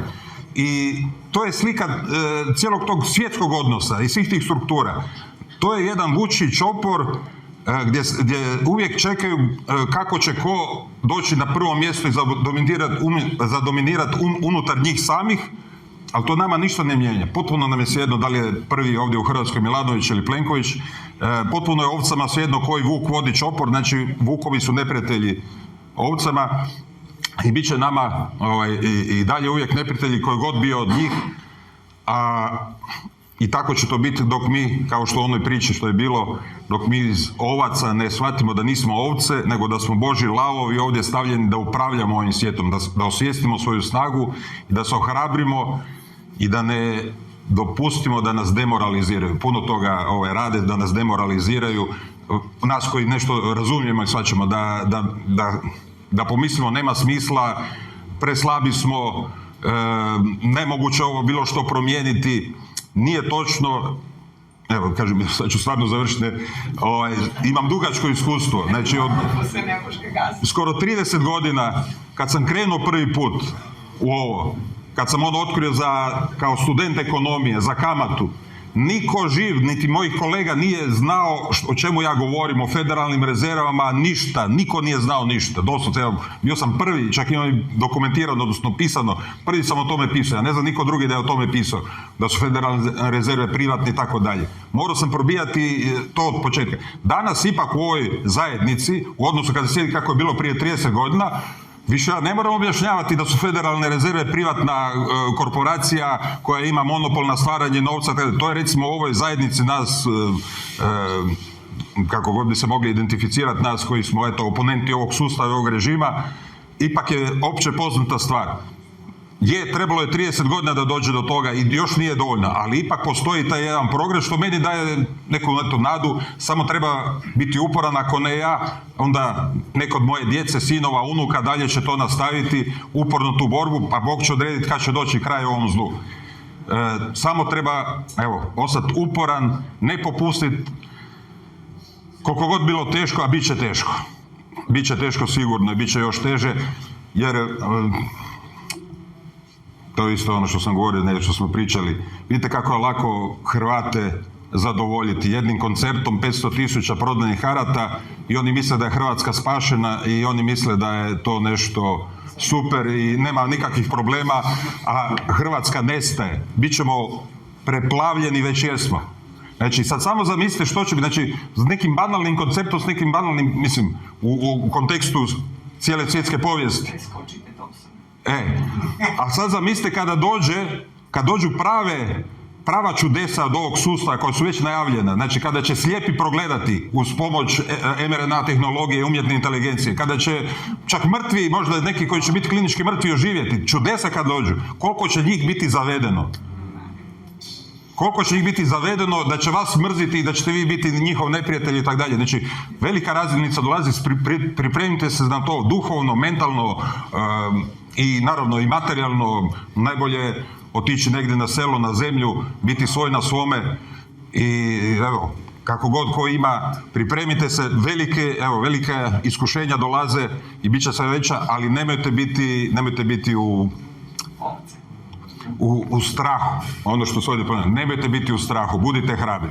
Ako bi smio samo otprilike se nadograditi, jako puno, odnosno nerijetko je pitanje došlo uz ono vi samo pričate, obzirom da vodim taj YouTube kanal i prije su bili ti prosvjedi i slično. Mi smo dobili, ako hoćete, i dar od neba, od Boga možda, u onom slučaju koliko god je bilo grozno iskustvo potresa. Sjećate se da je za vrijeme potresa da je bila ona genijalna znanstvena komponenta da ne smijete napustiti županiju. Genijalno. Imate Zagreb gdje je 1 milijun ljudi, ali zato ako hoćete iz Ličko-senjske negdje ne može, opasno je. Dogodio se potres. Ljudi su krenuli jedni od onog prostora, konkretno Petrinja, Sisak, gdje je stvarno stradalo. Ljudi su krenuli van iz straha jer su proživjeli traumu i skoro izgubili život nerijetko. S druge strane, drugi kontingent ljudi je krenuo pomoć tim ljudima. Znači, 2 glavne emocije, strah i ona neka empatija, ali prava, ne ova fiksirana, nego prava empatija. Znate što je bilo? Policija je sama digla ograde. Nije bilo ni stožera. Nije bilo nikoga. Samo jer su ljudi jedni iskreno strahom bježali od tog, potpuno opravdano, jer sam sam doživio prvi onaj potres u Zagrebu, odvratno iskustvo, malo šta gore od toga. Ali s druge strane, ovi ljudi koji su dolazili pomoć, mislite li oni da je ikom od njih palo na pamet, ja nemam propusnicu od stožera civilne zaštite, Capak mi nije potpisao ovo ili pogod je to. Ne, nego je čak neki niži načelnik policije, tako je makar izašla vijest, da je sam podigao pod navodnicima taj punkt, odnosno ne znam, je bila rampa ili što god, oni su se tek maknuli. Nama je tada, ako hoćete, evo, neko će reći puka sreća, neko će reći Božja intervencija, nama je taj dan pokazano kako u biti oni ne postoje, kao i taj virus o kojem oni pričaju na taj način. Jer mi smo svi tamo, evo sam završio tamo s jednim prijateljem, išli smo pomoć taj dan upravo kad se to dogodilo. Mi smo tamo naravno bili svi bez maski, niko vas nije nigdje pitao ništa. Mi smo tamo iz ruke u ruku prenosili stvari koje smo donijeli, koje smo pomogli prenijeti na... Niko nije razmišljao o nikakvom ni stožeru, ni koroni. I niste pomrli svi. Ne, preživjeli smo. I što vam hoću reći? 2 glavne emocije nisu mogle biti spriječene od strane umjetnih tvorevina kao što su vlast, ovako konkretno. Dakle, strah s jedne strane i ljubav i empatija s druge strane, oni su pali instantno. Problem je što nas samo ta neka tragedija ili možda neki, ja ću reći malo napuhani koncert primjerice, ali za puno površnije stvari može eventualno udružiti, spojiti. Jer znate što je konkretno, da ne bi ispalo? Ja nemam ništa protiv zdravog domoljublja. Samo kada vidim malo širi kontekst ovog ratnog huškanja sa svih strana u cijelom svijetu, mi se naoružavamo, mi dižemo avione, mi vojni rok, rat, vamo tamo, odjednom puf, evo nekoga koga su mediji prezirali do jučer, sad odjednom afirmativno gledaju. Ja se tek pitam, ja ne tvrdim, ja se tek pitam, ali vidim koliko ljudi jako lako sklizne u kult ličnosti. Zaborave da dok je Žolek Ivica bio otpisan od strane sustava i umro, jer su ga maknuli, pokojni gospodin Čorušić ga je maknio sa transplantacijske liste, neka mi Bog oprosti ako se varam, čak mislim ne zato što on nije bio. Vara se, ja sam s njegovom sestrom komunicirao, znači zato što njegova sestra, njegova majka, on živi u njima, nisu cijepljeni, zato su njega maknuli sa transplantacijske liste. I dakle, i tu kada mi ljudi kažu ti se vraćaš na koronu previše, pusti sad, nemoj kvariti ovo domoljublje. Ja se pitam hoće li to domoljublje riješiti obitelj Rožić, koju sam upoznao osobno kad sam bio u Splitu. Znate li što je s njim bilo? Onkološki bolesnik kojem, kako kažu, su stvari išle na bolje. Odbijao je primiti spasonosni pripravak, natjerali su ga pod uvjetom da ga neće liječiti dalje.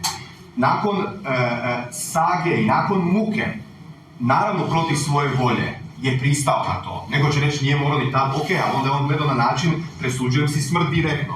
Samo ću vam reći da je gospodin umro, lagat ću vas, ili nakon 12 ili nakon 14 dana iznenada. Gdje je pravda za tu obitelj? To vam govorim sve iz razloga što ćete, ako se okrenete malo protiv struje koja je trenutno po pitanju ovog spomenutog koncerta, dobit ćete salve uvreda, tek jer ljudi neki olako zaborave. Ono što ja osobno mislim, ne morate se slagati s tim, da nikad ne treba biti zaboravljeno. Nikad. Jer ovo iskustvo što ste vi pričali, obitelj Rožić, vjerujem, obitelj Rožić, obitelj Žolek, zamislite koliko ima obitelji koje nisu završile na neki način u medijima. Koliko ima onih koji su iznenada umrli, jer se zna da je od toga nekako okreću glavu, jer boje se, vide što je bilo sa onim gospodinom što je dijete htio bez maske uvesti. Cijela fama bila, sustav se okrenio protiv jednog djeteta. A kad treba jedno zločito... Pa kad ste vi u Petrinji svi umrli, niste nosili masku. A umrli ste i pa mora spasiti. Ali problem tog roditelja sa tim djetetom, gdje su ostali roditelji bili? Tu je ono, to je medij. Da još jedan, znači nije jedan nije došao njemu. Došao mu je Bernardo Ju koji znam da nas ima sudove još. Ej, da spomenu, upravo to. Da su isto ljudi zaboravili. Može odgovoriti ko želi od vas trojice. Ako su globalisti toliko moćni, kažete, imaju sve inovacije, sve, zašto mi njima smetamo? Uopće znamo da ta, što oni govore da nas je previše na zemlji, ne stoji. Da, nije stoji. Stoji i sad zašto depopulacija, u kom smislu mi njima smetamo, gdje, ne razumijem sad, ako sve imaju, šta sad još? Prvo, znači, uopće ne treba znači, to nisu racionalni, to su psihopati. Sad vi pokušavate nekako racionalno doći šta oni žele. A ono što mislim da iracionalno žele, jednostavno žele kontrolu, žele nas pokoriti. Znači, žele nas porobiti. To je to. A ja ću reći da zbog ove konkretno i ubrzane digitalizacije i automatizacije i robotizacije dolazimo do situacije da nas u biti i ne trebaju toliko. Jedino se možemo buniti, kukat, evo i sad pričati kako je sustav loš, a njima je bolje da toga što manje ima. Neovisno koliko i nas gledaju kao možda benigne ovakve, onakve, kako god. Vjerojatno bi rađe da tog nema ništa. To je kao kada primjerice vas blagajnik ili blagajnica kaže evo dođite tu na ovu automatiziranu ovu blagajnu, bez kako se kaže. Kada ti kažeš evo dođi mi daj mi otkaz. Šta hoću reći, ljudi jako lako sami sebe stave u situaciju ono što sustav u biti hoće, a to je ovako ih frkniti. Na sajmu Arenu se nije moglo otići vidjeti s čim raspolaže Hrvatska vojska. Ako nisi digitalno nositi. Uostalom, evo zadnje, jer znam da ću dobiti vatru zbog ovoga, ali Bože moj. Zanimljivo je ovako bilo, imali smo utakmicu sad na Poljudu protiv Francuske, evo Liga nacije što je bila. Znate već, sigurno znate koji ste tu, digitalna je bila jedina mogućnost da imate njihovu aplikaciju i tako dalje. S druge strane, na kraju te pobjede, koja ono pjesma svirala? Pa isto ona koja će se oriti 5.7. Tako je. Što hoću reći, ista ekipa, ja ću reći ne generaliziram, nego govorim ponaosob ljudi koji su išli. U Splitu se odvijao prosvjed vikend nakon što sam ja bio dolje, kad su me bili zvali. Bio je prosvjed, isti ljudi na kiši, na odvratnom vremenu su bili na rivi i ekipa koja je jedna od, evo neću čak ni spominjati, su bili na Poljudu koji je tad tražio COVID potvrde za utakmicu. Na tom Poljudu su vikali u boj za narod svoj. Koji boj?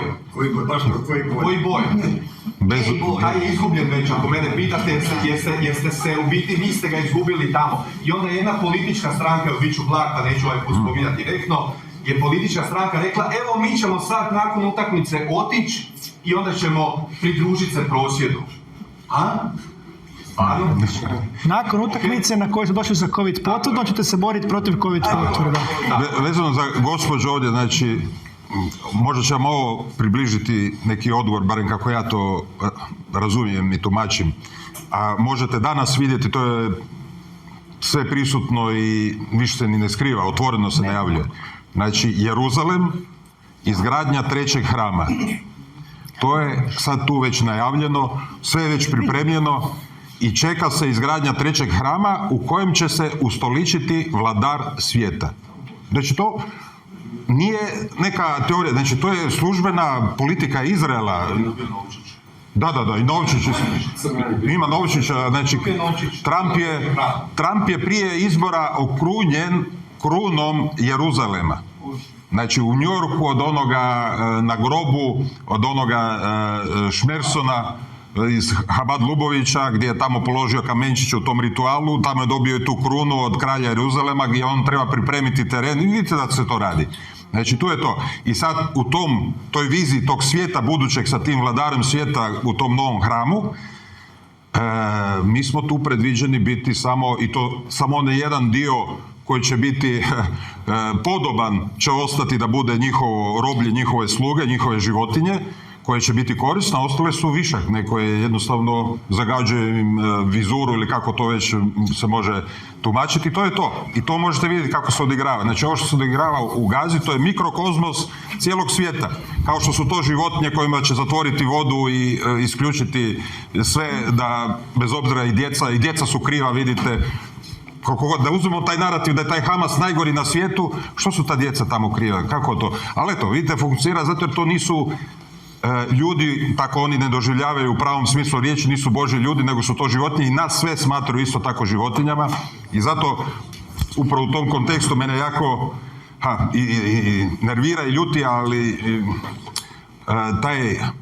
a to je svugdje, znači iz tih struktura i na toj srpskoj, i na hrvatskoj, i na toj bosansko-bošnjačkoj strani se namjerno guraju te tenzije da se mi tu međusobno glođemo i koljemo, a sve nas jednako smatruju životinjama. I tu je dobar primjer, evo, odlično da se to sjetio, ovo što je bilo sa Dodikom u Izraelu na toj konferenciji za antisemitizam. On je potjerano tamo.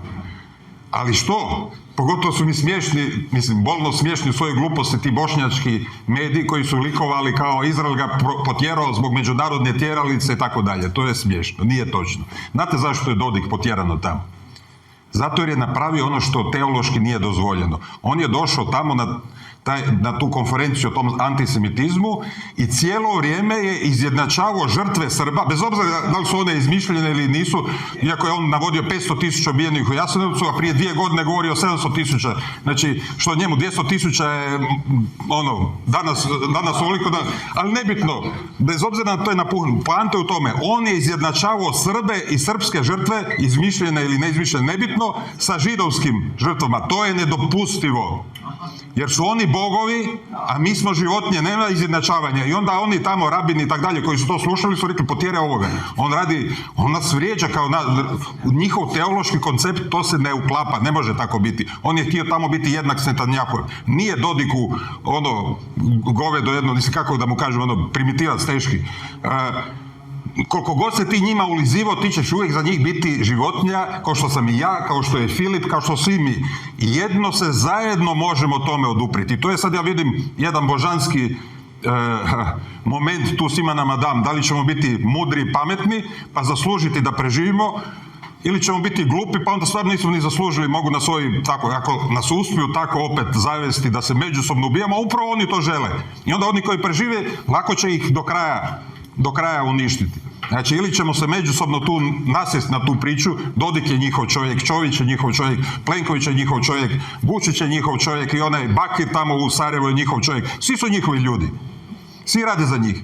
I upravo rade na tim tenzijama da se pokrene ovako sutra novi rat, Srbi protiv Hrvata, ovi protiv onih, Rusi protiv Ukrajinaca. Ima link upravo na tog dok je još bio živ Šmerson, znači, bivši član Habad Lubovića iz Ukrajine, koji se obratio, koji je, Bog ga je prosvjetlio, znači izišao iz te strukture zla iz te ortodoksne, talmudske, judeističke sekte ili vjerske skupine, koji upravo ima taj koncept da su oni bogovi, a mi smo životinje, koje trebaju eliminirati. Znači, 93. imate tekst tog Šmersona koji govori kako treba zaratiti Ukrajince i Ruse da se međusobno istrijebe. I onda one koji prežive će poslati gore u Sibir. Znači, 93. Vidite da se to odradio. Ko je to odradio? Zelenski, Greenbaum, ako ćemo prevesti, ne, Zelenski, i Putin koji je isto tako, iz istog plemena. Ništa nije skriveno. I oni to odrađuju. Isto tako i ovdje na ovim našim prostorima. To je ono što se događa i to su te iste strukture koje su stajale iza ovoga. Ko je vlasnik svih tih BlackRock korporacija, farmaceutskih korporacija? Pogledajte, sve ti iz tih Chabad-Lubović, sionističkih, talmudsko-judeističkih krugova. Sve njihovi ljudi. I žele nas, evo, kroz te razne Dodike, kroz te razne primitivne i vrlo limitirane ljude, koji nisu ni svjesni svoje gluposti, pa onda onako dođe tamo pa lupeta gluposti pa da potjeruju, ali ništa se njemu nije dogodilo. Oni su ga samo potjerali od tamo, on se vratio ovdje raditi svoj zadatak natrag. Možda će ovo doći do njega pa će... Molim? U Rusiji je Dodik, ne?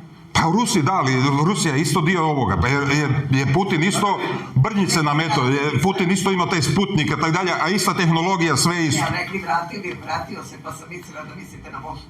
Da.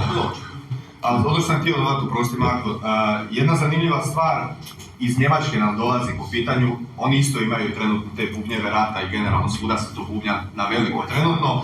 Naslovnica Špigela, to sam kogod je na kanalu može to vidio jer sam to zadnji bio objavio, na naslovnici Špigela, njihovog jako tiražnog časopisa, je izašla slika jednog Njemca koji je prepolovljen napola. Jedan je ono običan Njemac, vidite mu kosu, normalno nikakav čisto lice i to.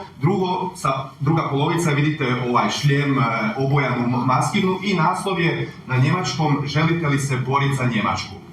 Onaj jedan detalj koji je izuzetno zanimljiv. U Njemačkoj koji sam čak bio 2015. još tad, kada bi gledali neke billboarde, neke reklame, gotovo bi uvijek vidjeli ženu koja je klasično ono što bi rekli Njemica, stereotipno, i vidjeli bi nerijetko tamnijeg partnera te iste žene. Ali ovdje nisu uzeli tamnijeg gospodina da reprezentira Njemačku, nego momka koji ima plavu kosu i plave oči. Jer takvog Spiegel, jedno još njihovo klasično mainstream glasilo, takvog Njemca oni vide na bojištu. Ne ovo što je došlo sa, ja ću reći, melting potom i zamjenom stanovništva, koji čak više ni mainstream toliko ne bježi od toga jer je toliko očito. Oni će uzimati druge razloge za to, ali toliko očito. Što se konkretno događa, ovo što je Marko rekao od trenutka kad je završio u Remetincu do izlaska, da se Zagreb drastično promijenio, evo ja ću vam iz prve ruke reći kao došljak iz Vinkovaca u Zagreb, da, Zagreb se drastično promijenio. I ovo ne govorim kao rasist, nego ovo govorim tek kao neko ko je živio u tom istom gradu i 2000, karikiram, 15. 16. 17. i koji sad živi tamo u 2025. To isti grad nije, a ne mislim tek po osjetu Nepalaca koji voze Bolt i Volt, nego generalno i svuda se to isto provodi i naša je sreća, po mom mišljenju, što smo tek, 12. godinu u Europskoj uniji. Jer ovi koji su zapadniji, mislim, koliko je apsurdno da centar jedne najciviliziranije unije koja postoji, a pričamo o Europskoj uniji, Brisel, je, ja mislim, čak de facto najnesigurniji grad u Europi. Jer nam to nije dovoljan vidik. Po meni je Europska unija jedna stepenica samo tog zla u koje smo mi ušli i otprilike ako smo nešto imali uopće nekog suvereniteta, osim ako ne vjerujete Plenkoviću kad kaže moderni suverenitet, ako smo to išta imali, 2013. smo to ovako bacili, ali i puno prije, sa predpristupnim pregovorima, onim njihovim grantovima koji su uvijek, mislim, evo, samo kratka digresija, možemo završiti, kada smo dobili ovaj kreditni rating, svi ste to čuli, Finch, Moody's, inače kriminalne korporacije koje su bile jedan od glavnih okidača krize 2008. godine, jer su davali lažne upravo te projekcije. A znate li zašto su Hrvatskoj dali najviše? Izdvojili su 2 točke. Porez na nekretnine, a znate koja je druga? Olakšavanje da migranti, strani radnici dođu raditi. To su glavne dvije točke zašto mi imamo bolji kreditni rating. To veze nema s našom ekonomijom, odnosno, oni će me fact checkirati i reći ima veze jer ti upravo strani radnici održavaju. Ali onda to vuče dublju temu. Ko je napravio preduvjete da možemo ići, to je vertigo, ali šta vam hoću reći? Kad čujete neku pohvalu od tih međunarodnih institucija, to samo se pita, šta smo sad skrivili, di smo sad nazadovali u bilo kojem pogledu. Čime ćemo to platiti? Ajde sad. Može, nisu oni toliko jaki koliko vi mislite, sigurno. Znači, Orban se bori, nijednog migranta nema, stranog radnika. Hercegovina se borila protiv covida, vidio sam o svotimo 1000 ljudi, 800, 600, 3-4 sahrane. Vidio sam oni 12 sati u svotima kad se mogla boriti, znači može se boriti. Afganistan im je njihove dronove i njihovu armadu toljagama i kalašnjikovima. Studenti islama su ih isterali. Dobro. Nisu toliko uopće moćni koliko mi njima dajemo pažnju. Je, to sigurno. 1.000.000%. A kako se može boriti, možete i u knjizi Četvrti raj bogatih vidjeti kako se isto Josip borio protiv njih vrlo efikasno. A oni su ga isotonizirali isto, slično kao i Marksa. Gledajte, ovako, spomenuli ste Orbana, recimo, kao pozitivan primjer. Da, on ima te pozitivne momente, ali 100% nije pozitivac. Znači, on je... Ja kažem da se bori, bori se na lažan način i krivi način. Znači, da se, evo, primjer Orbana, da on se stvarno bori za svoj mađarski narod, onda bi on u tom narodu, znači, promijenio bi zakone, koncept cijeli ustroja Mađarske. U prvom redu, ako ćemo ići ovo, ali to je povezano i metafizički, duhovno, kamatu bi ukinuo. Znači, to je svugdje, znači gdje god. Ukini kamatu i stavi beskamatni financijski sustav. Time si oslobodio svoj narod financijskog vampirizma. I time si oslobodio sve potencijale u ekonomiji, a i šire od toga. Niko to neće napraviti. Odnosno, ko je zadnji to napravio? Gaddafi. Kako je on završio?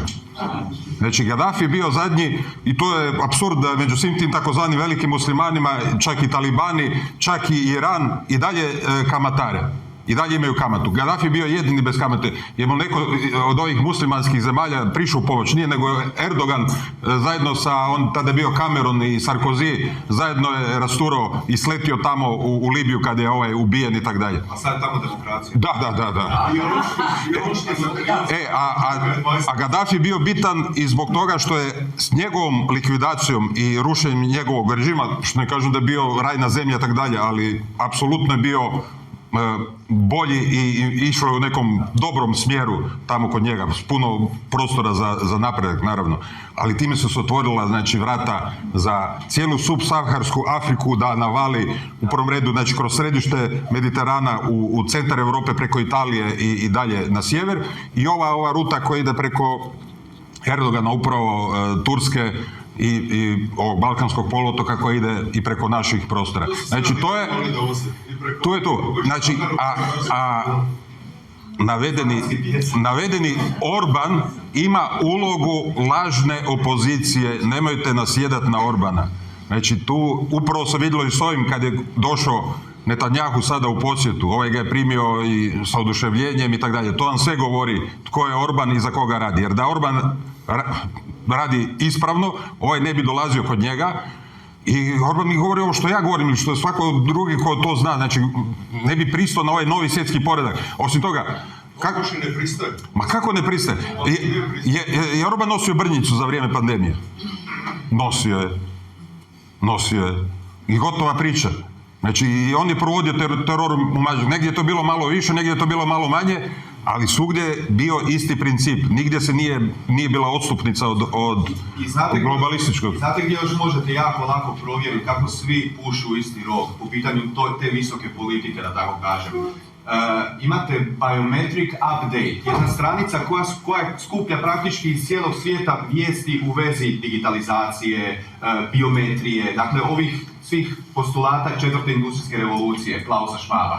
I onda ćete dobiti kako od doslovno Irana, Bangladeša, afričkih zemalja, o europskim ne moram ni pričat, svi provode praktički jednake stvari po pitanju biometrije, gdje sad govore, sad ćemo uvesti biometriju na granične prijelaze kako bi zaštitili od ilegalnih migracija. time out kratki. Ilegalne migracije, ja mislim da najmanje prolaze kroz službene granične prijelaze. Bude moguće onim jadnim kamionima, kombijima, ali puno više, iz našeg makar iskustva, ulaze kroz šume, preko rijeka, kako god. Ali pod tim, jer svi ljudi znaju da je svima dosta tih ilegalnih migracija i generalno promjene strukture stanovništva po pitanju te zamjene u kojoj smo, ali oni kroz prizmu našeg straha ili ako hoćete animoziteta koje oni stvaraju prema generalno migrantima s jedne strane s pravom jer ulaze ilegalno, ali oni sad kao rješenje nude u biti veću kontrolu nad nama. Ko je od nas ovdje ilegalni migrant? To mi je paralela ko sa cjepivom. Cijepi se da možeš putovati, poslije su svejedno tražili PCR testove. Znači sad ovo biometrija da može a opet će biti samo... I ista stvar, evo ako smijem još samo kratko, kako su u koroni govorili za sve nas heretike u tu vjeru, jer to je bila vjera, to je bila dogma, kako su govorili vi usporavate oporavak, vi usporavate da mi krenemo dalje, da prođemo to, a šta mislite, šta će nam govoriti sad u 4. industrijskoj revoluciji, mi koji smo protiv ove divlje kontrolirane zapravo digitalizacije, reći pa vi usporavate progres. Ja sam znao dobiti komentare nerijetko na način, šta vi bi htjeli ono u kameno doba? Ne, ali ti možeš koristiti tehnologiju ovako i onako. Ako je ta tehnologija u rukama, nazvu si ih pravim imenom, psihopata, onda se trebamo pitati što je. A da se vratim na ovo, tek po tom kada vidite da svi prate riječi Herr Klausa, Schwaba, sad je bilo pobjedonosno kao Schwab izlazi iz ekonomskog foruma. Kog briga ako politike ostaju? A politike ostaju, jer ponavljam vam, odite, imate iz dana u dan, tamo ja crpim svoju inspiraciju jer vidim kako svi sudjeluju u toj biometriji. Pazite, Iran uvodi biometriju na granice zbog zaštite od afganistanskih migranata. Mi uvodimo zbog zaštite od svih bliskoistočnih ili odakle god dolaze migranata. Amerika uvodi biometrijski također nadzor na granice zbog migranata s južne granice. Uvijek je pretekst isti. A digitalni novac? A to je priča za sebe. Evo, gospodin, drži ruku dugo pa. Evo, ja bih samo htjela postaviti pitanje, smatrate li da sve ono čemu smo sada razgovarali je zapravo dio transhumanističke agende? Da. Covid potvrda je bila priprema za koncept 15-minutnih gradova. Oni su nama obećali da će i Osijek biti taj grad, u Zagrebu su obećali možda da će biti 15-minutni grad. Zatim, žele nam nametnuti digitalnu valutu. Znači, doživjeli smo cenzure, doživjeli smo gubitak slobode i na fizički način. Znači, žele nas konformizmom jednostavno navesti da ne pružamo otpor, da idemo linijom manjeg otpora, da prihvatimo sve blagodati tehnologije. Ja radim u školi i ja nisam morala imati prije korone mobitel na mreži. Ja sam ga morala imati, vjerojatno i mnogi učenici, zato što je to bila jedina komunikacija, to je bila obavezna komunikacija, znači sa kolegama, sa vijećem, sa roditeljima. To je strašno. Nakon toga pogledajte sada koje su posljedice. Onda sam htjela spomenuti za cjepivo. Oni nama ponovno nude mRNA pripravak kao lijek za rak. Znači, svi koji imaju rak, znači oni su zapravo opet su prva meta za odstrjel, za višak smrtnosti. Ljudi koji bi možda mogli preživjeti. Ja ga ne bi nikad primila. I sad znate čeg se samo trebate plašiti. Ja vjerujem da odgovorim ja kratko što se tiče ovoga, da, sve to dio 4. industrijske revolucije. Problem je u tome što će ljudi pas primjerice, evo sad je John F. Kennedy rekao da do 9. mjeseca bi se trebao znati uzrok autizmu. Ja ako hoćete Boga dragog molim da kaže da su to cjepiva. I ja ću biti prvi sretan i reći, ali onda to ne znači da mi trebamo reći to je to, on je naš, nego trebamo vidjeti što ide dalje. Jer po meni, cjepiva su pomalo već pase, čak i iz njihove perspektive. Oni imaju nove načine. Oni već govore o nazalnim nekim, što nije boc, drugačiji je koncept kad vas neko uvara s tim. A oni imaju uvijek, oni će vam dati nagradu kako bi vi dobar prodavač. Pa niko nije očekivao da će Biden uvesti novi svjetski poredak jer je on postavljen da pokaže zlo. Za one ljude koji nisu potpuno indoktrinirani. I onda kad dođe neko ko vam kaže Biden je zlo, vi ćete se lako, ne vi generalno, lako će se ljudi uhvatiti u klopku i reći evo vidi, on isto misli o tom čovjeku kao i ja. Jer to je tako, ali u pozadini, Ako se neke stvari rolaju, vi ste jako dobro po meni poentirali da je sve to od korone do sad u biti 4. industrijska revolucija. Sjećam se, to mi je urezano, mentalitet mjera iz ustiju premijera Plenkovića, gdje je on rekao da su te mjere kreirane po našem mentalitetu, što vam još malo govori koliko je tu znanosti u tom svemu, nego tek do one neke, ako hoćete u ekonomiji se to zove elastičnost. Koliko možemo nategniti ili ti gaziti po ljudima dok to ne pukne. I kad su došli do onoga, ja vjerujem do onih 100.000 ugrubo ljudi, tad su bili stali i tu su otprilike rekli, ok, sad znamo koliko možemo ovdje. Jer imate primjer Švedske, gdje je bilo ništa po pitanju minimalno, po pitanju toga uboli su se više nego mi. Jer imaju drugačiji mentalitet koji vjeruje više sustavu, jer im je sustav kroz život vratio više nego nama. Mi smo sretni u jednu ruku, što imamo korumpirane ljude već 5 godina.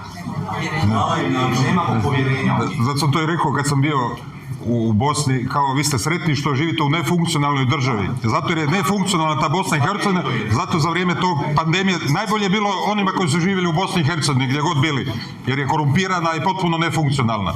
Ali ova velika je procijepljenost u Hrvatskoj, pa to je 2/3 puka se... Ali sjetite se pritisaka. Ja vam govorim da je više u Švedskoj bez 5% ovih pritisaka da... Sjetite se Anke Mrak-Taritaš, evo zadnja rečenica. Pazite, zastupnica koja dan danas sjedi u Saboru, Hrvatskoj, prima dobru plaću za to. Je rekla danas, odnosno sada je vrijeme da kažemo kako necijepljeni ne smiju ukratko izaći iz kuće. I dok je ta žena u Saboru, mi moramo pričati dalje o tome. Ona je samo jedan primjer. Pardon. Ja ću i Daniel, ovako, 2 pitanja koje su nam povezane. Znači, sve ovo što smo sad čuli da treba i tako, to je biti biološki rat. Da. Taj biološki rat se nastavlja ne samo u našim sjećanjima o svim tim, o više po manje traumama i tako dalje, nego se nastavlja u ljudima koji su cijepljeni.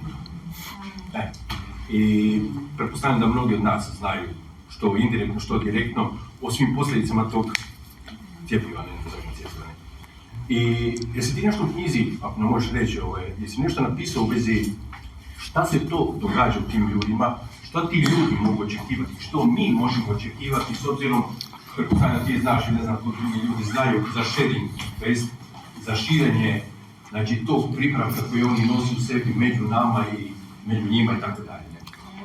A drugo pitanje bi bilo, mi cijelo vrijeme govorimo o problemima, znači o svim tim strahovima, ovo i ono. Onako, čisto jedno, ja bih rekao, neki, neću reći da se da konkretno, praktično, definitivno rješenje, ali koji pravac, ne bojat se, ja se ne bojam, ali...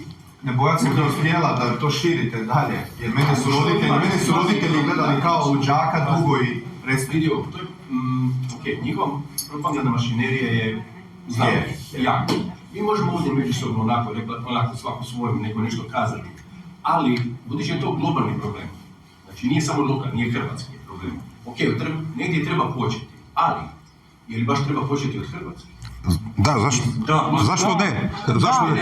Slušaj, mi od tud, Bosanci iz Bosne, Njemci iz Njemačke... Budući je globalni problem, budući da si ti, Marko, govorio da oni koji vode su u biti od svuda i da kod njih ne postoji nešto lokalno, specifično, to sad židovi, ne židovi ili kako se već svi zovu, teške naziv, kako već. Uglavnom ja gledam kao ljudi, slažem se da su psihopati, to je mi profil, osobnosti i tako dalje. Ti ljudi će, ako ti nešto lokalno pokušaš... Čekaj samo da mu odgovorim. Znači sad dajem komentar, pitanja, ali pokušavam objasniti zašto to pitanje postaviti. Mislim, ako ti nešto pokušaš u Hrvatskoj, ok, to je sad neki nama problem, nešto ovako, ali oni i dalje ostaju. Oni i dalje ostaju. Ostaju koliko mi dozvoljavamo da ostaju. Znači, ovo što ja govorim, konkretno, evo, primjer. Znači, najveći porno sajt na... Ne vam kaže nešto Daniel, Aha, ok. Znači, ovakva je stvar. To je knjiga znanstvena, znači o onom što znanost može reći. Problem sa cjepivima je što ti nemaš uopće nikakvu osnovu za govoriti znanstveno, zato što ti ne znaš sastav tog cjepiva. Znači, ne da ja ne znam, nego Halmed koji odobrava tu uporabu tog cjepiva, ne zna sastav tog cjepiva. Kakva sad znanost govori nešto ako nemaš osnovnu informaciju koja je sastav tog cjepiva. Znači, pazite koje je to poremećeno. Znači, Halmet odabire, odobrava nešto da se koristi na Hrvatima, zašto ni sam taj Halmet ne zna sastav toga. Kada sad ja govorim, ok, ja mogu kroz višak smrtnosti to gledati, ali ne mogu na molekularnoj razini. Spomenuo možda rata Tomislava Lošera, što je napravio Tomislav Ruđa Ok, mislim... Ok, sad u zadnjih godinu, dvije imaš eksploziju, imaš na tisuće tih znanstvenih radova, tako da... Da se to ugrađuje u ljudima. Da, pa upravo zato su išli sa mRNA. Problem, kod klasičnih cjepiva ti znaš točno koliko materijala si gdje deponirao. Kod mRNA je problem što ta mRNA može se ograditi u bilo koju stanicu, u bilo kom organizmu. Znači, prvo, ne kontroliraš gdje će se ograditi i drugo, ne kontroliraš koliko će se ona ekstrahirati, to jest koliko će se tih... Znači, ona je samo zapis pomoću kojeg se nešto proizvodi. Znači, mRNA je samo zapis pomoću kojeg se nešto proizvodi. I ti ne možeš kontrolirati koliko će to i koja stanica proizvoditi. Znači, to je savršeno za rak. Prvo, ne znaš gdje se može ograditi i ne znaš koliko će se ekstrahirati. Znači, to znači, 1/1 to je savršeno za razvoj raka. Za posljedice cijepiva da su nekako dugi COVID. Kolika je cijena? 30 eura. Nemoj se zamjeriti, ali do 8 sati smo Da. Samo sekundu, prije svega hvala vam što ste došli. Ja mislim da tu ima s terasom kafića. Ako hoćete, mi ćemo se prebaciti na piće, preko još malo možemo ovako porazgovarati. Meni se možete uvijek javiti na Facebook Daniel Majer za neke daljnje susrete. Ja već nekoliko puta sam organizirao ovako nešto tipa ovoga u gradu i okolici, ako ste voljni ili pomoći ili doći, kad nešto organiziramo radimo.